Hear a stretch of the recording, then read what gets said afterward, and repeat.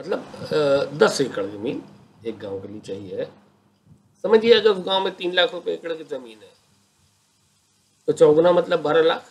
और जब ये एक बार बात कर दी है, लोगों के दिमाग में भर दिया कि 4 गुना पैसा मिलेगा, 12 लाख रुपए एकड़ के हिसाब से 10 एकड़ जमीन चाहिए, मतलब जमीन 1 करोड़ 20 लाख रुपए की जमीन हो गई। और अगर 12 मीटर चौड़ी है तो 12 एकड़ जमीन चाहिए, तो वो हो गई 1 करोड़ 44 लाख रुपए की जमीन। दोस्तों, प्रधानमंत्री ग्रामीण सड़क योजना के नाम पे ये कहा जाता है कि वो तो एनडीए ने सिर्फ शुरुआत की थी और बहुत थोड़ा पैसा देते, हम लोग बहुत पैसा देते थे। शुरुआत तो तुमने नहीं की, शुरुआत तो एनडीए ने की। और जिस तरीके से टैक्स बढ़ा लोगों को, सरकार, केंद्रीय सरकार की आय बढ़ी, अगर एनडीए होती तो कहीं इससे ज्यादा पैसा देती, क्योंकि उनका खुद का विचार है, ये उनको इसे सफल बनाना है। अब ये आप कल्पना करिए, यदि एक अभी इस वर्ष जो है लगभग 7 से 8 हज़ार करोड़ रुपए दिया गया ग्रामीण क्षेत्र की सड़कों के लिए, बीच में एक आध वर्ष 10 हज़ार करोड़ रुपए भी दिया गया है। अब आप देखिए कि यदि एक गांव की जमीन के लिए 1.5 करोड़ 2 करोड़ की जमीन ही ली जाना है तो कितने प्रस्ताव पास किए जा सकते हैं। अगर जैसे आज 2.5 लाख गांव जो नहीं जुड़े हैं और हर एक गांव की सिर्फ जमीन की कीमत 1.5 करोड़ रुपए आ रही, मतलब 4 लाख करोड़ रुपए। और दोस्तों, आप लोगों को ये जान के बहुत दुख और आश्चर्य होगा कि इस समय ये जो 30 मार्का बैठे हुए हैं, चिदम्बरम या कोई भी, इस समय पर जो डेवलपमेंट के लिए जो पैसा बचता है केंद्र सरकार के पास, वो कुल 4 लाख करोड़ है। इसके अलावा कोई पैसा नहीं है, बाकी तनख्वाहें पेंशन में चली जाती हैं। और वो जो अहलुवालिया के लिए 36 लाख रुपए का टॉयलेट बनाया जाता है, इस तरीके से खर्चे होते हैं। 4 लाख करोड़ में से जो स्टेट्स को जो केंद्र सरकार की जो सहायता मिलती है उसके भी नियम है, और ये भी बार बार बोलते हैं ये हमने दिया है, ये केंद्र का पैसा है। और ये कांग्रेस वाले हर जगह जहाँ नॉन कांग्रेस गवर्नमेंट वहाँ चिल्लाते घूमते हैं ये केंद्र का पैसा है, जैसे इन्होंने अपने घर से दिया है। किसी ने घर से नहीं है दोस्तों। तो केंद्र के जो टैक्स हैं वो स्टेट के लोग ही देते हैं। वो गुजरात में जो नरेंद्र मोदी इंडस्ट्री बनाता है वो लोग कॉर्पोरेट टैक्स देते हैं, वो लोग एक्साइज टैक्स देते हैं, तब ये इतना बड़ा अमाउंट इनको मिलना शुरू हुआ है।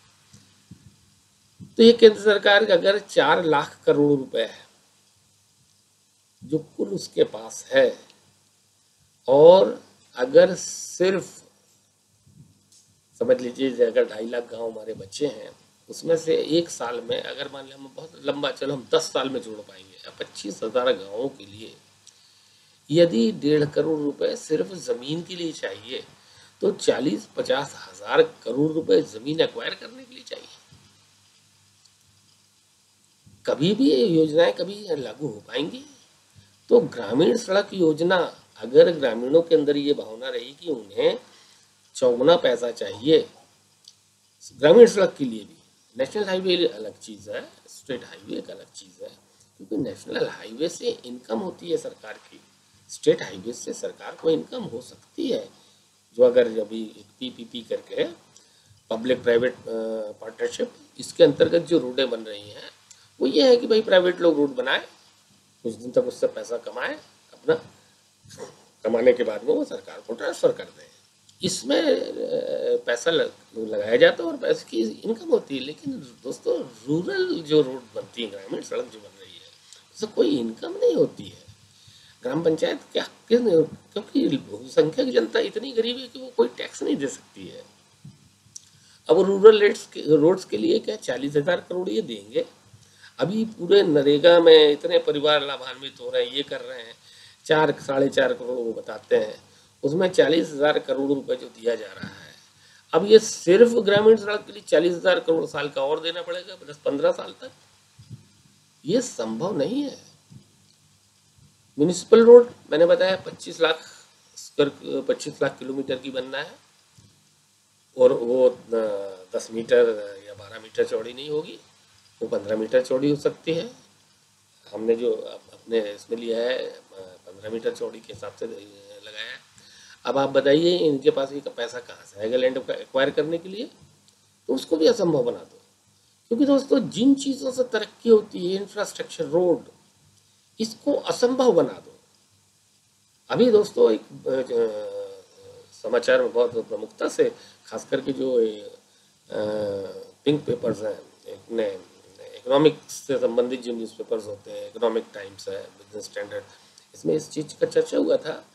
जो दिल्ली से जयपुर जो रोड बनना है, उसमें मथुरा से जयपुर जो रोड बनना है, उसमें पहले ज़मीन एक्वायर करने का खर्च था 6,000 करोड़, अब वो 18,000 करोड़ हो गया है। मतलब वो योजना गई, क्योंकि ये चौगना। एक बार अगर इस तरीके के हल्ले फैला दो, एक बार दोस्तों किसी को भी कोई चीज़ें या मुफ्त में बांटें या कोई भी चीज़ों में आपको कहा जाए आपको तो आपकी तो बड़ी मूल्यवान चीज़ है, हम ले रहे हैं, और एक बार यदि हो जाए इसको पलटना बहुत कठिन होता है दोस्तों। कुछ दूसरा रास्ता है, जैसे गुजरात में लैंड एक्विजिशन का उन्होंने रास्ता बनाया। 100 एकड़ ज़मीन चाहिए है इंडस्ट्री के लिए, 200 एकड़ ले लो, 100 एकड़ में इंडस्ट्री लगेगी, 100 एकड़ डेवलप करके उनके हाथ में दे दी गई।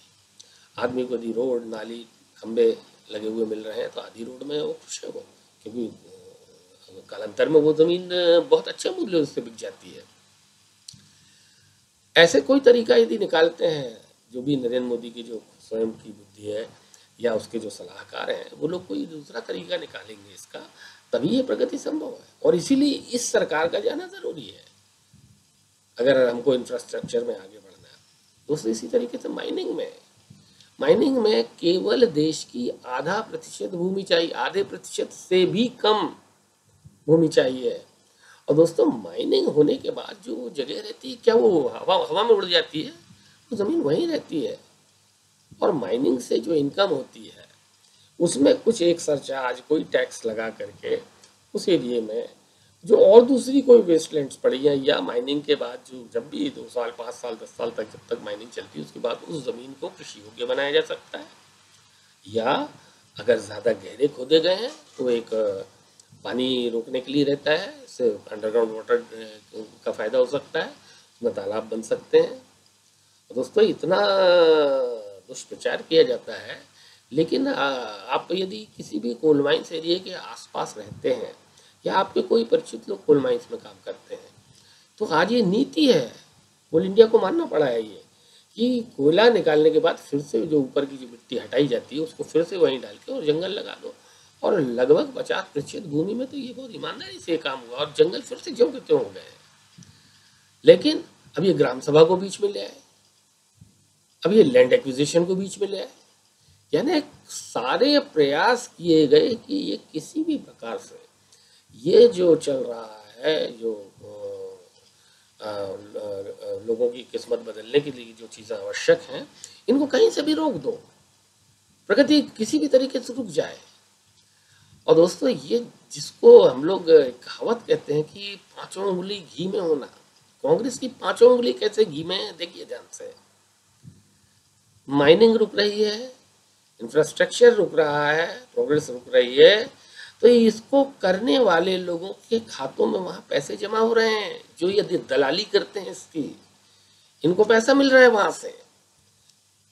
और तो ये व्यक्तिगत इनको पहला फायदा। दूसरा, माइनिंग में जो इन्होंने एनवायरनमेंट के 180 फाइलें मोइली ने 3 दिन के अंदर निकाल दी, डिस्पोजल कर दिया उनका, जिनको जयंती नटराजन दस्तखत होने के बाद रखी हुई थी।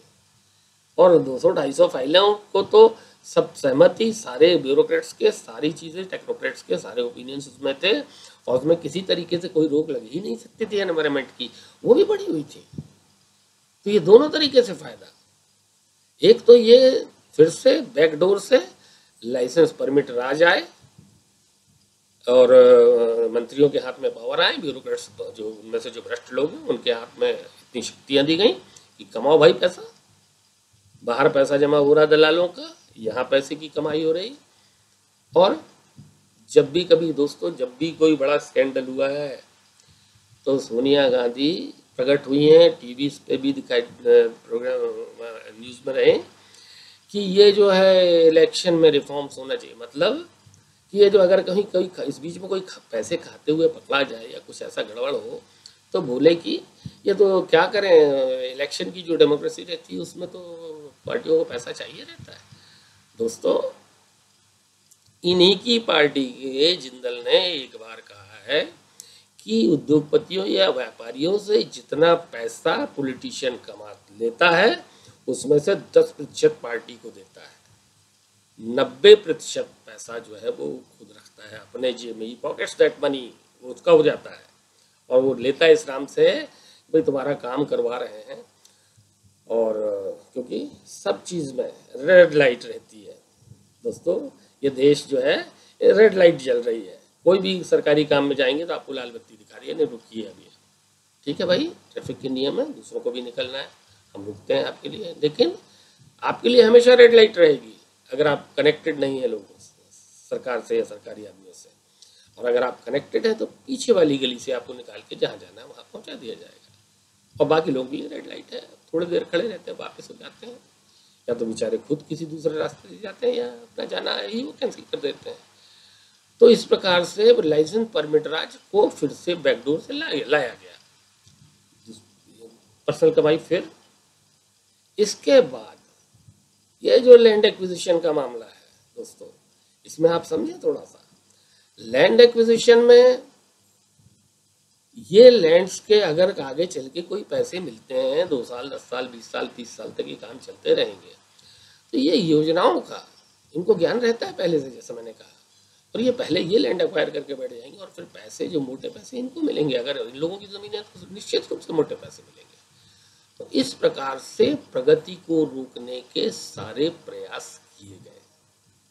अब दोस्तों हम पुरानी बात फिर से याद करें कि सरकार का काम है कि लोगों का प्रकृति से संयोग हो, प्रकृति के पास जो संपदा है उसको उपयोगी चीज में बदलने का काम करें, और ये मैन्युफैक्चरिंग या जिस भी दूसरे तरीकों से, और मनुष्यों का आपस में सहयोग हो कि कोई श्रमिक है, कोई कुशल श्रमिक है, ये सारे लोग मिले आपस में, एक एंटरप्रेन्योर उनको संगठित करे अपने पैसे से या बैंक के पैसे से या जनता का पैसा इकट्ठा करके ये करे और उसको उद्योग को चालू करे, लोगों की तरक्की होना चालू होगी।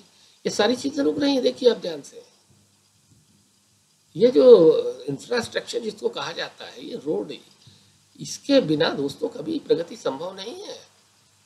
और ये जो कुछ भी अभी आपको प्रगति दिख रही है दोस्तों, 22 से 27 किलोमीटर पर डे की रोड कंप्लीट हुई है एनडीए शासनकाल में, जो गिर करके भी 3 और 4 किलोमीटर पे आ गई है पिछले वर्षों में, और पिछले साल तो शायद ये 2-2.5 किलोमीटर पे पर डे की है। 22-27 किलोमीटर से यहाँ पे हम लोग आ गए। हाईवेज बनना बंद है, वही land acquisition, forest clearance, environment clearance, इस तरीके, या कोई आंदोलन भी करवा सकते हैं दोस्तों, क्योंकि देश का कोई हिस्सा ऐसा नहीं है जहाँ पे इनकी पकड़ ना हो। ग्राम सभाओं में इनकी पकड़ है। अच्छा दोस्तों, 5 उंगली, अभी तो 3 ही 4 उंगली घी में बताइए, अब 5वीं उंगली इनकी घी में कैसे है? ये जो ग्राम सभाओं में जहाँ पर थोड़ा सा भी मैनिपुलेट किया जा सकता है, इन लोगों को, अगर कोई उद्योगपति है, कोई इंडस्ट्री खोलना चाहता है, कुछ करना चाहता है, तो इनको ग्राम सभा से परमिशन दिलवा देंगे, कुछ समझ लो। ये इस तरीके का, ये 5वीं उंगली भी इनकी घी में, यानी सब तरीके से इनका फायदा है, और नुकसान है तो सिर्फ देश का। दोस्तों, इसको थोड़ा सा गंभीरता से आप समझें। यदि ग्रामीण क्षेत्र में आज 35% पॉपुलेशन गांव की है, 2011 में 35% पॉपुलेशन शहर और 65% गांव की थी, मतलब 78 करोड़ लोग वहाँ पे रह रहे हैं। 78 करोड़ लोगों में की यदि पॉपुलेशन 20% बढ़ी है, मान लीजिए आप एक एवरेज पकड़िए 16%, तो 3 साल में 3 दशकों में 48% बढ़ने वाली है। वो फिगर तो लगभग दोस्तों 50-60 करोड़ पॉपुलेशन आती है पूरे देश की, और उसमें से करीब 35 से 40 करोड़ गांव की आती है, और इसमें से निश्चित रूप से 25 करोड़ पॉपुलेशन शहर में आने वाली है। मतलब 5 करोड़ परिवार जिन्हें खेती से हट करके कुछ काम चाहिए, और दोस्तों ये लोग अगर जब वहाँ उनका गुजारा नहीं रहेगा तो वो जैसा 19वीं शताब्दी का यूरोप था कि लोग गांव से आए, उनको काम चाहिए। दोस्तों यूरोप में सरकारों ने क्लियरेंस या ऐसा कुछ एक मुहिम चलाई थी, क्लियरेंस, फॉरेस्ट काट के और जमीनें बना बढ़ाओ, जमीन पे लोड बढ़ रहा है। अब अपने देश में अगर ग्रामीण क्षेत्र में लोड बढ़ा, ठीक है, हम ये मान सकते हैं कि 50% लोग वहाँ एडजस्ट हो जाएंगे, लेकिन 20 से 25 करोड़ लोग शहर में आने वाले हैं और क्या स्थिति बनने वाली है दोस्तों। जब ये लोग आएंगे, इनके पास काम नहीं रहेगा, फिर ये झोपड़पट्टियों में रहेंगे, इनके लिए जो शहर की सुविधाएं उपलब्ध कराना है, अगर म्यूनिसिपल की आय नहीं है, जैसा दिल्ली की जो हालत है, म्यूनिसिपल की इतनी आय नहीं है कि इतने लोगों को पानी की व्यवस्था करा सकें, ठीक ठाक दूसरी सुविधाएं दे सकें, बिजली शहरों में, अब शहरों की तो ये स्थिति है कि कई घरों में लगभग दिन भर लाइट जलाना पड़ता है। ये बिजली देना है, ये घर देना है, घर बिजली देना है, नाली बनाना, रोडें बनाना, इतनी सारी चीज़ों के लिए यदि नगर निगमों के पास पैसा नहीं है, कहाँ से आएगा ये। अगर 5 करोड़ परिवार अब आ जाते हैं, अभी जैसे मान लीजिए 35-40 करोड़ पॉपुलेशन शहर की, मतलब 8 करोड़ परिवार है, 5 करोड़ और आ जाए तो इनको कहाँ से ये सुविधाएं उपलब्ध कराई जाएंगी। ये दोस्तों तभी संभव है जब हम मैन्युफैक्चरिंग सेक्टर में हम तरक्की करें। ये जो सेवा, तथाकथित जो सेवा क्षेत्र है दोस्तों, ये बहुत बड़ा धोखा है।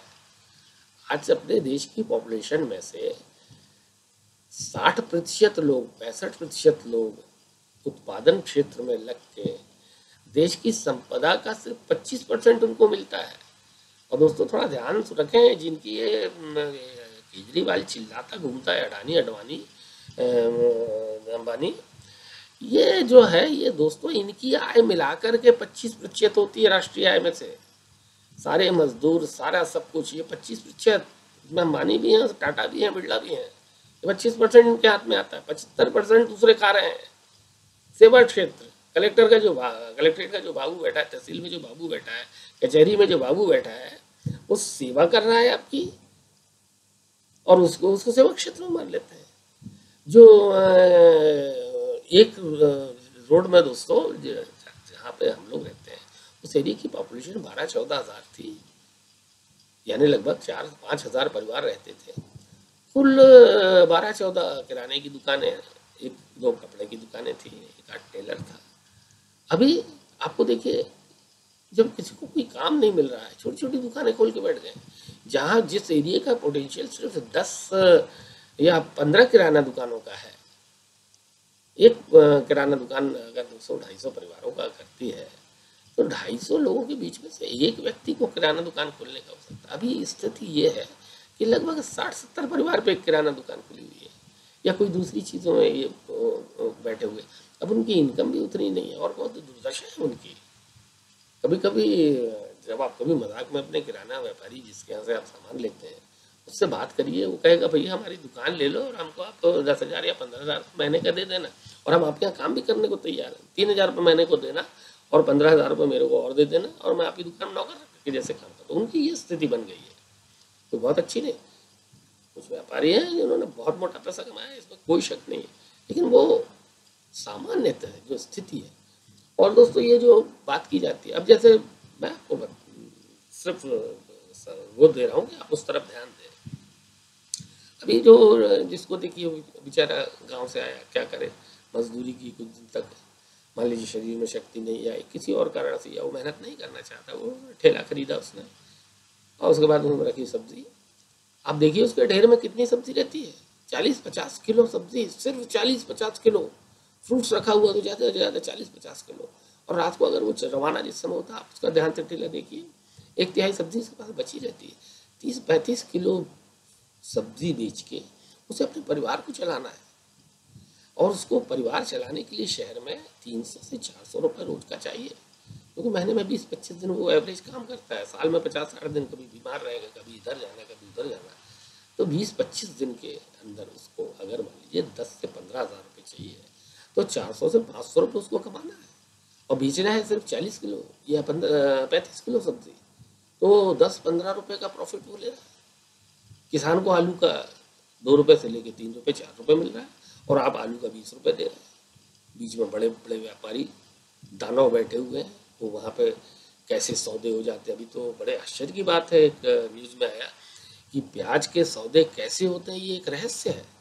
ये प्याज कैसे होता है कि वो नासिक वाले किसान को 2 रुपए से 4 रुपए 5 रुपए 6 रुपए। दोस्तों मैं किसान हूँ, मैंने खुद जिस वर्ष 2.5 रुपए किलो मन के हिसाब से बात होती है, यहाँ पे 100 रुपए मन में 40 किलो का मन होता है। 100 रुपए हमने मन के हम हिसाब से जिस दिन समय प्याज हमने बेची थी, उसके लगभग 1.5 महीने के बाद में 12 रुपए किलो हो गई थी प्याज।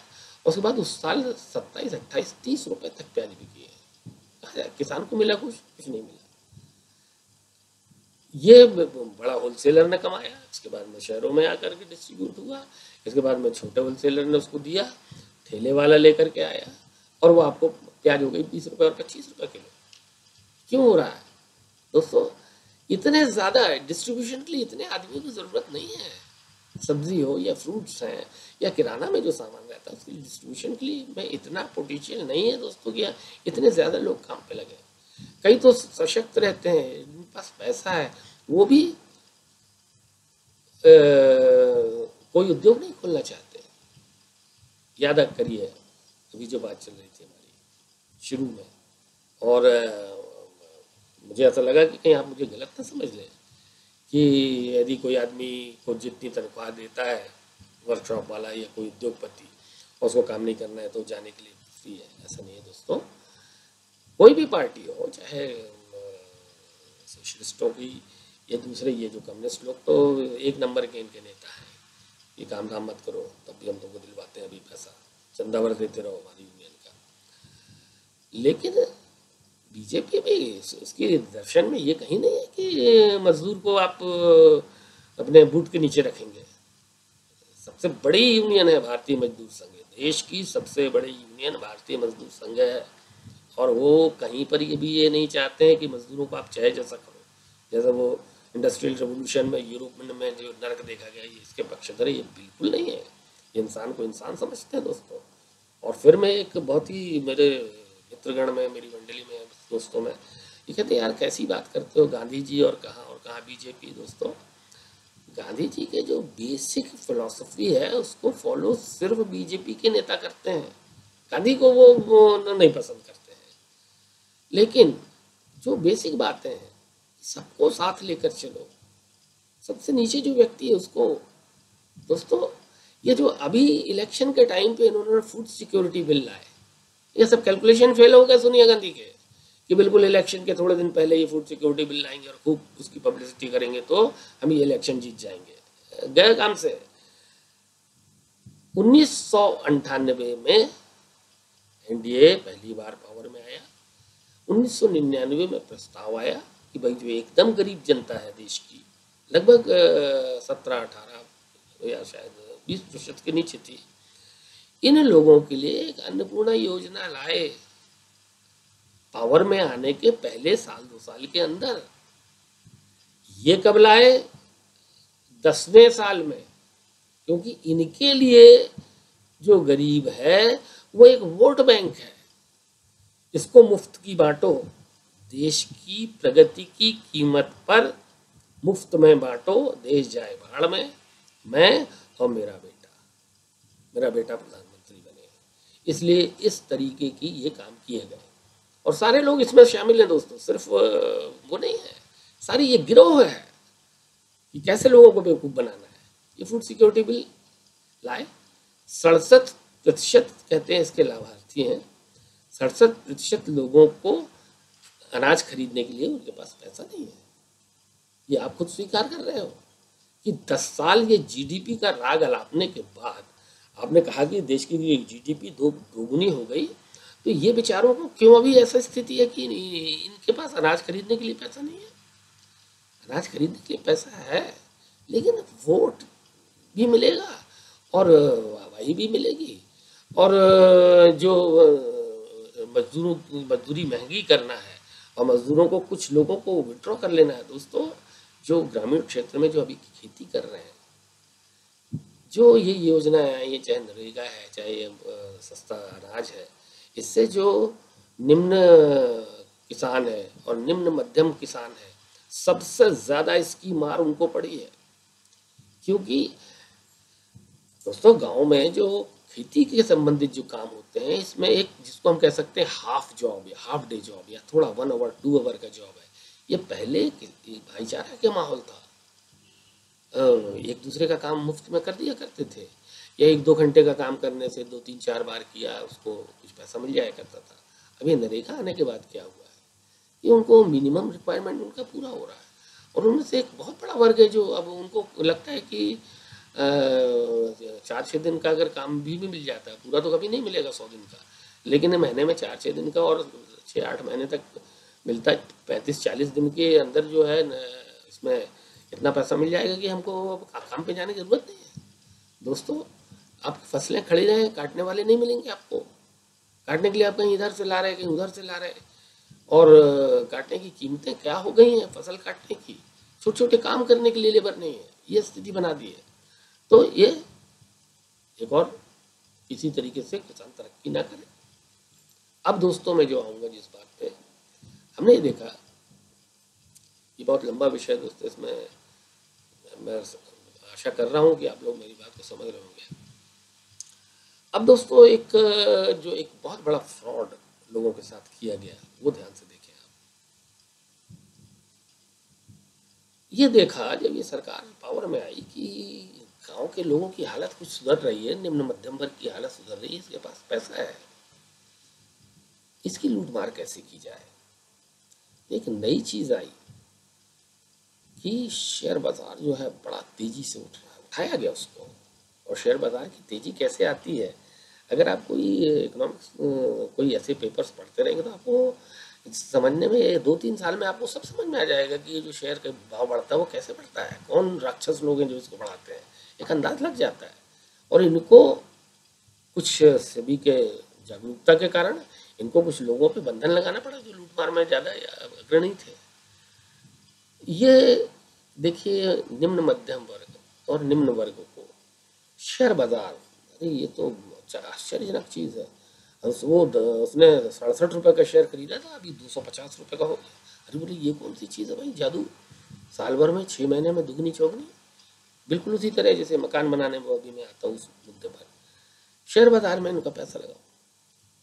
और उसी के आसपास समय में ये नई नई इंश्योरेंस कंपनीज आ रही थी, और जो पब्लिक सेक्टर की इंश्योरेंस कंपनी, ये सब लोगों ने मिल करके निम्न मध्यम वर्ग का पैसा लूटने की योजनाएं बनाई, और ऐसी पॉलिसीज आई इंश्योरेंस की जिसमें बोला गया अरे, और सब एक दूसरे को बता रहे हैं अरे बहुत इसका फ्यूचर है, और वो 100 रुपये का है तो 250 हो जाएंगे। एक बताया 10,000 रुपये 3 साल तक देंगे, कितना देंगे टोटल 30,000, और 25 साल या 20 साल के बाद 16 लाख रुपए आपको मिलेगा। दोस्तों किस कदर लूट मार हुई है पैसे की। निम्न मध्यम वर्ग, निम्न वर्ग और अति निम्न वर्ग, घरों में काम करने वाली भाइयाँ, रिक्शे वाले, छोटे छोटे मजदूर, इन्होंने ये पॉलिसियाँ खरीदी, और ये वो मोटा पैसा वहाँ पहुँच गया। ये मैं इसलिए बता रहा हूँ आपको दोस्तों कि ये पैसा आवश्यक था कहाँ पर। मैंने अभी बात की थी, मजदूर चाहिए, कुशल कारीगर चाहिए, कुछ बुद्धि का काम करने वाले लोग चाहिए, जिन्हें इंजीनियर कह लें या जो भी कह लें, टेक्नीशियंस, और एक एंटरप्रेनर चाहिए। एंटरप्रेनर को पूंजी चाहिए, और ये पूंजी कहाँ से उपलब्ध हो सकती है दोस्तों, ये पूंजी उपलब्ध हो सकती है या तो आईपीओ आए, शेयर बाजार, शेयर को निकाला जाए नया और उसको लोग खरीदें, या जो पुरानी बड़ी कंपनियां हैं वो अपने पुराने जो उनके इंडस्ट्रीज हैं उनके एक्सपेंशन के लिए, जिसको बोलते हैं कैपिटल एक्सपेंसेस, वो करने के लिए उसको पैसा चाहिए, वो बॉन्ड निकाल सकती है, दूसरे तरीके का शेयर निकाल सकती है, प्रेफरेंशियल शेयर्स या कुछ भी डिबेंचर्स, कुछ भी निकाल सकती है। उनको पैसा मिलना चाहिए था। वो कौन लोगों ने लूट लिया, जो शेयर बाजार में सेकेंडरी मार्केट में थे। उसमें कुछ अगर लोग इसमें पैसा लगाते हैं तो ये कोई कैपिटलिस्ट के उद्योगपति के पास नहीं जाता है, ये तो शेयर बाजार के खिलाड़ियों के पास जाता है। तो इस प्रकार पूंजी का अकाल पड़ा, क्योंकि इससे पैसा तो उधर चला गया।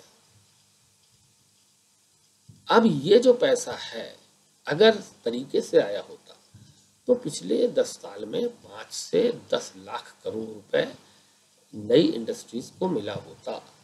और 5 से 10 लाख करोड़ अगर लगता है दोस्तों, और अलग अलग जो उद्योग होते हैं उसमें आप मान के चलिए कि 25 से 50 लाख रुपए के इन्वेस्टमेंट में एक जॉब क्रिएट हो सकता है। लगभग 1 करोड़ जॉब्स ऑर्गेनाइज सेक्टर में बढ़ सकते थे, जहां हम लोग देश के 3% वर्किंग जो पॉपुलेशन है, सिर्फ 3% ऑर्गेनाइज सेक्टर में है बड़े उद्योगों में, वो 3 से 5% हो चुकी होती। और जब इन लोगों को अच्छी तनख्वाहें मिलती है तो सबकी तरक्की होती है दोस्तों। यदि ऑर्गेनाइज सेक्टर में किसी को जॉब मिलता है तो व्हीकल खरीदेगा, उसका सुधारने वाले, उसको अच्छा घर चाहिए, घर बनने का काम शुरू है, गृह निर्माण काम चलता है। इसके बाद में वो सब्जी खरीदता है, वो अच्छी कीमत दे सकता है, दूध की अच्छी कीमत दे सकता है, सब चारों तरफ उसकी प्रोग्रेस चालू होती है। तो इसका जो क्यूमुलेटिव इफेक्ट बहुत ज़्यादा का हो जाता है। लगभग मैं समझता हूँ 2 से 3 करोड़ परिवार जो है वो बहुत अच्छी स्थिति में आ जाते हैं, और जो एकदम नीचे के वो गरीबी से ऊपर आ जाते हैं। अभी ये जो फिगर उल्टी सीधी देते रहते हैं कि गरीबी से बाहर निकाल करके ले आए इतनी पॉपुलेशन, पता नहीं ये क्या फ्रॉड है, क्या हो रहा है। कुछ नहीं हुआ है, किसी की परिस्थितियों में कोई परिवर्तन नहीं हुआ है दोस्तों। जो इनकम बढ़ी है उस इनकम से आज लोग कुछ परिवारों को छोड़कर, 1-2 करोड़ परिवारों को छोड़कर, बाकी लोग आज जो भी कमा रहे हैं उसी जीवन स्तर पे हैं, उतनी ही चीज़ों का उपभोग कर पाते हैं और उतनी ही सेवाएं उनको मिल रही है, उससे ज़्यादा उनको कुछ भी नहीं मिल रहा है। अब देखिए दोस्तों, अब हम एक इस पे जाएं, जो मेरी इच्छा थी कि आप लोगों को जीडीपी, अभी इतनी बातें करने के बाद में ही आपको जीडीपी की जो गहरी बात है वो समझ में आएगी। दोस्तों ये जो जीडीपी एक जो फ्रॉड है, ये फ्रॉड की शुरुआत काफ़ी पहले हुई। जीडीपी और एक पर कैपिटा, प्रति व्यक्ति आय, पर कैपिटा इनकम, ये बहुत बड़ा फ्रॉड है दोस्तों। इससे कभी आप अंदाज नहीं लगा सकते हैं कि लोगों की हालत सुधरी है कि बिगड़ी है। ये महान लोग, अर्थशास्त्री हार्वर्ड के पढ़े हुए, ये बताए 63 ये 65 ये 70 ये ऐसी ग्रोथ हुई। इनका कहने का मतलब है कि 10 साल में इन्होंने लगभग दोगुनी आय कर दी लोगों की, और लगभग कीमतें दोगुनी हो गई। 4 गुना मिलना चाहिए, और जो चीज़ों का उपभोग करते हैं वो दुगनी तो कम से कम हो जाना चाहिए। हुई क्या? दुगनी हुई क्या? अभी पिछले टॉक में जैसे मैंने बताया कि पहले सीजन में 15 से 20 किलो सेव मैं खरीदता था, क्योंकि उसमें 25 से 35 रुपये सेव रहता था। किसान को उसमें से कम 10-12 रुपये मिलता था।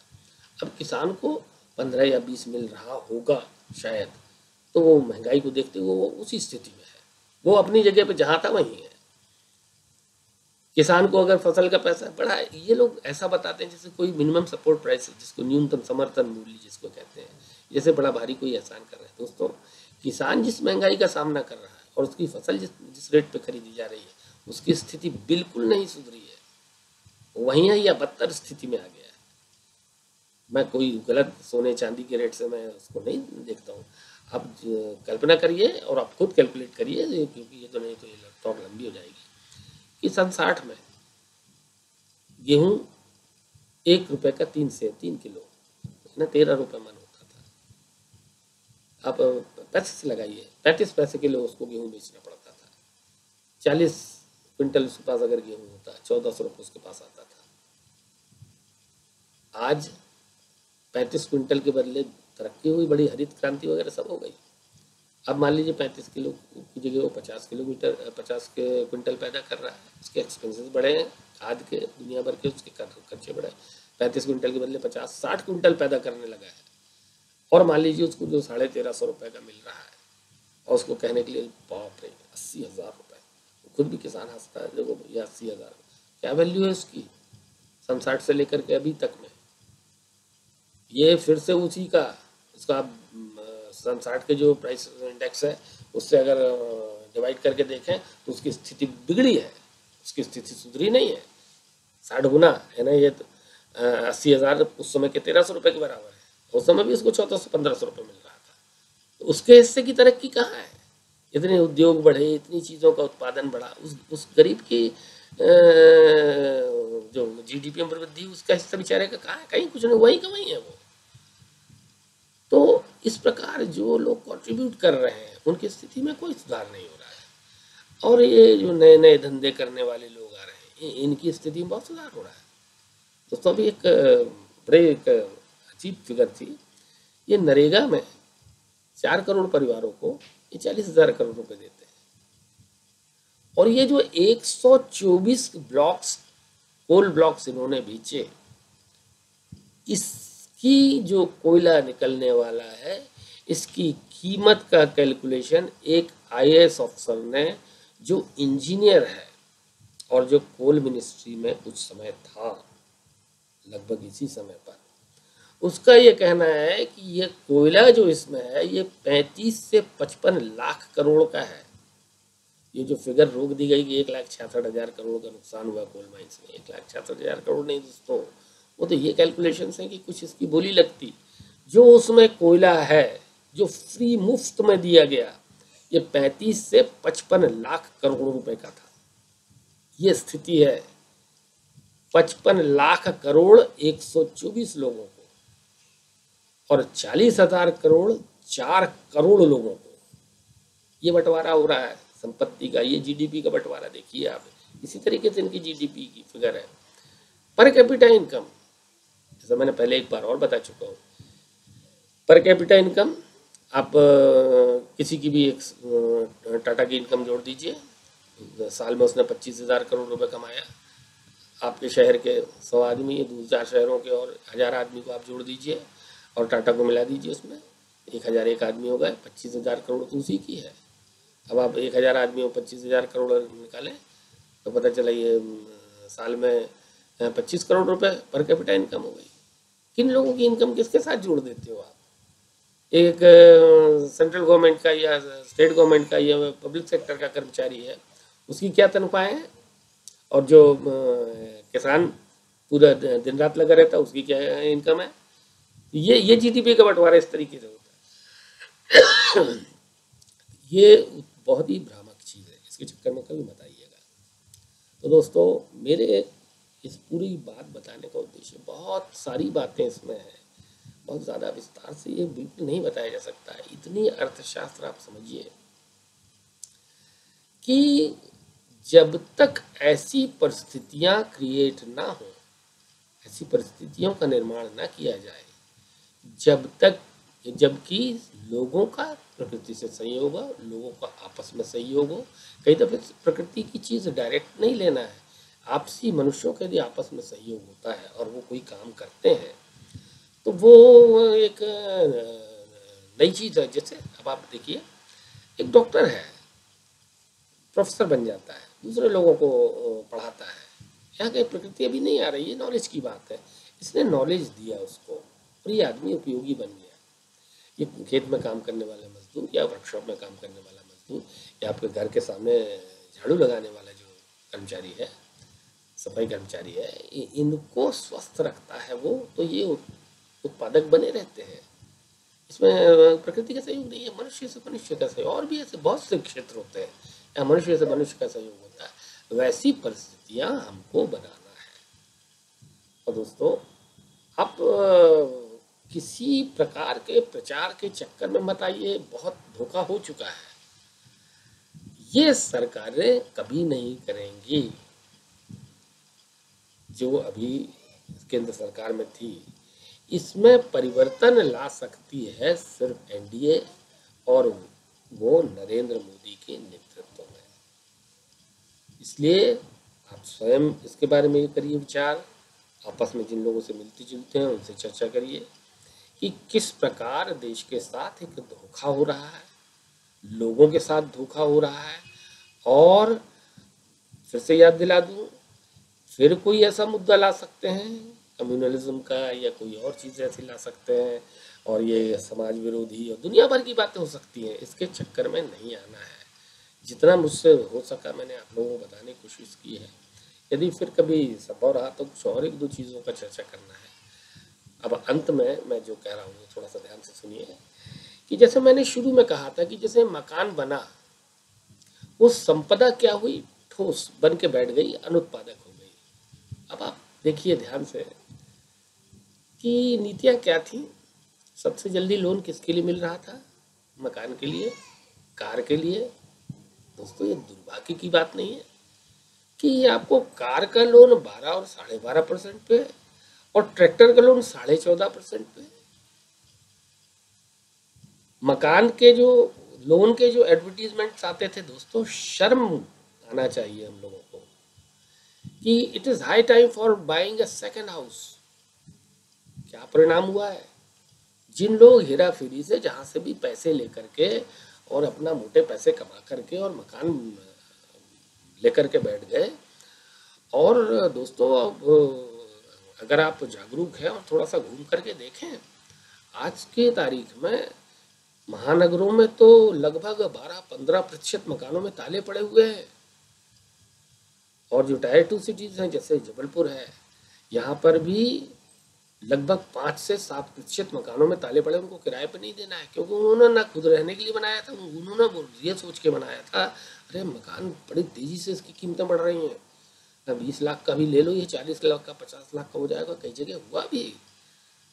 तो ये दोस्तों, इसमें कौन सी तरक्की हो रही है? यदि कोई आदमी ने 20 लाख रुपए लगाया और उसके पास 40 लाख रुपए आ गया, किसकी तरक्की हुई? और उसकी खुद की भी क्या तरक्की हुई है? अगर वो 40 लाख और अगर फिर से उसको मकान करना, तो उसको फिर से 40 लाख में उतना बड़ा ही मकान उसको फिर से मिलना है। ये कोई तरक्की नहीं है। फिर ऑटो लोन, कार, एक दिन में बिना कोलेटरल सिक्योरिटी के आपको लोन मिलेगा। कार खरीदी लोगों ने, खड़ी हुई है, 5 साल में कितनी चली? 7,000 किलोमीटर। पैसा कितना ब्लॉक हो गया? 4 लाख। ब्याज ब्याज मिला के 7-8 लाख रुपए उसका गया और उसमें चली कार 7,000 किलोमीटर, मतलब 100 रुपए पर किलोमीटर की इसको कॉस्ट आई। क्योंकि वो झूठे एक दुनिया में रह रहे हैं कि कार बहुत बड़ी संपदा और बड़ी हमारा सोशल स्टेटस और उसकी चीज़ है। ये जो पैसा था, जो संपदा का जो निर्माण हुआ, वो कहाँ जाम हो गया है? मकानों में, आपके कारों में, और भी बहुत सारे सोना, 4 लाख 3 लाख करोड़ का सोना आ रहा है देश में। क्या बन रहा है? ये पैसे की मिट्टी बन रही है। इतना मेहनत करके, परिश्रम से, दुनिया भर के तरीकों से लोगों ने पैसा कमाया, उसको लूटा कुछ दूसरे लोगों ने। अब वो पैसे का क्या करें? ब्लैक मनी है। ये 4 लाख करोड़ का सोना यदि आता है तो उसमें 2.5 लाख 3 लाख करोड़ का सोना, वो ब्लैक मनी। सोना रखो कहीं, कुछ भी इसमें झूठ बोल सकते हैं, कभी रेट पड़ेगा तो बच सकते हैं शायद। ये इन लोगों के लिए सोना आया है। और उसमें भुगता कौन है? वो गरीब जिसको मंगलसूत्र के लिए सोना चाहिए था, जिसे आज अपने बच्चे के लिए, शादी के लिए 2 या 3 तोला चाहिए सोना, वो 1 लाख रुपए का है। तो इस प्रकार से जो संपदा का निर्माण हुआ है, जो धन उद्योगों में लगना था, जिससे लोगों को काम मिलते, जिससे सब तरक्की होती, वहां पे नहीं गया पैसा। और पैसा सट्टे बाजार, शेयर बाजार के लुटेरों के पास गया, सोने चांदी में चला गया लोगों का पैसा, या कार में चला गया, या मकान, और बना के अब उसको बैठ के देखते हैं कि ये मकान है। तो ये इस प्रकार का जो आया है, ये अच्छा नहीं हुआ दोस्तों।